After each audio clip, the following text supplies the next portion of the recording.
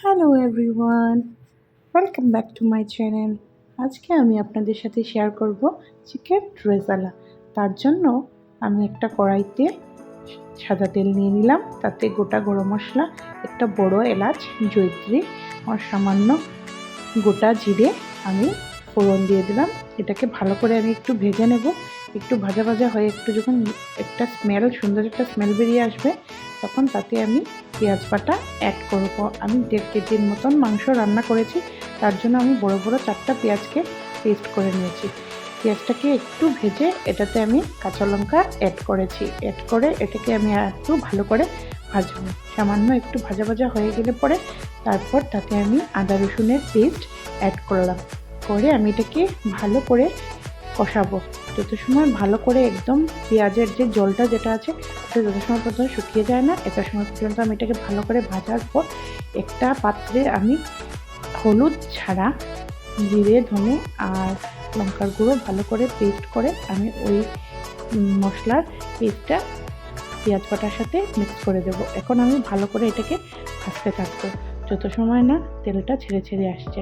একটু তেল ছেড়ে এসছে, তারপর আমি আবার একটু জল দিয়ে এটাকে আমি একটু ভালো করে কষাবো।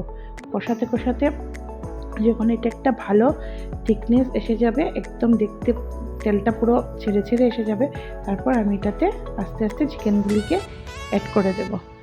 আমি চিকেনই দিচ্ছি, চিকেনটাকে ভাজলে পরে এটার টেস্টটা নষ্ট হয়ে যায়।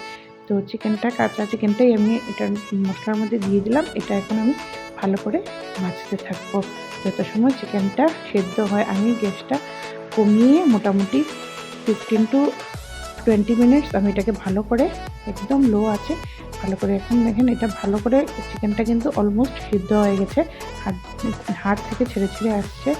এখন আমি এটাতে অ্যাড করব কাজু, পোস্ত, চালমগজ একসাথে বেটে একটা পেস্ট বানিয়ে নিয়েছি। ওই পেস্টটা আমি এটাতে অ্যাড করে ভালো করে এটার সাথে মিক্স করে নেব।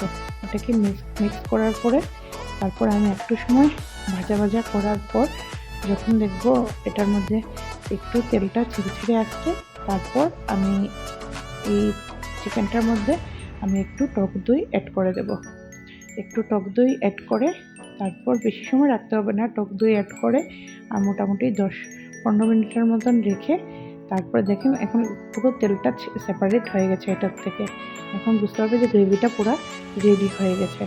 এখন ভালো করে এটাকে একটু কষিয়ে, বেশি সময় লাগবে না, সামান্য 5-10 মিনিট এটাকে ভালো করে কষিয়ে ঘি আর সামান্য একটু গরম মশলা দিয়ে গরম গরম ভাত বা রুটি, পরোটা, ফ্রাইড রাইস, চা সব কিছুর সাথেই এটা খেতে অনেক টেস্টি লাগে।